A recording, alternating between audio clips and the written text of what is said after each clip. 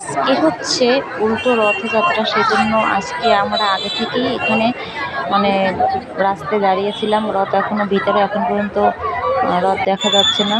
অনেক লোক, প্রচুর ভিড়, সবাই অপেক্ষায় আছে কখন রথ আসবে। জগন্নাথের মাসি বাড়ি থেকে আবার নিজ গৃহে ফিরে যাবে রথ, সেই জন্য।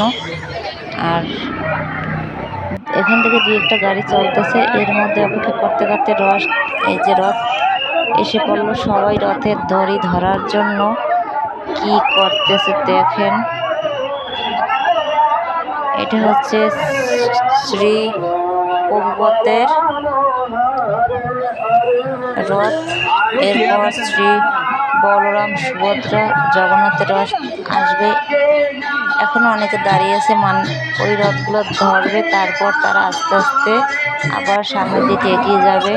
তো এই হচ্ছে বলরামের রথ, প্রচুর ভিড় যা বলার মতো না। এটা হচ্ছে ইস্কন মন্দির বরিশাল, সেখান থেকে বের হয়েছে। আমরা রথের দিন অন্নপূর্ণা রথ দেখেছিলাম, আজকে এই রথ দেখার জন্য এই জায়গায় দাঁড়িয়েছি। এটা হচ্ছে জগন্নাথ মন্দিরের একটি রথ।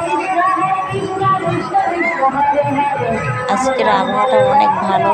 রথযাত্রার দিন তো প্রচুর বৃষ্টি হয়েছিল, কিন্তু আজকে বৃষ্টি নেই, আবহাওয়াটা খুবই ভালো আছে আজকে। আমরা এক সাইডে দাঁড়িয়ে তারপর ওখান থেকে চারটা রথ দেখলাম আজকে।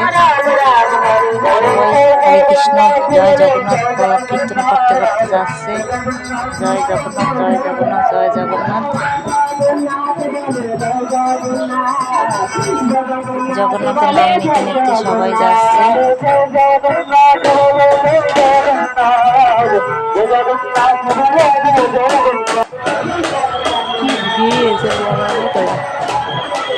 রথের দড়ি এক জায়গা দিয়ে ধরতে পারছিলাম আজকে, উল্টো রথ যেহেতু। আর এই রথটা কত সুন্দর, এই যে প্রশাসনের ব্যবস্থাও আছে এখানে।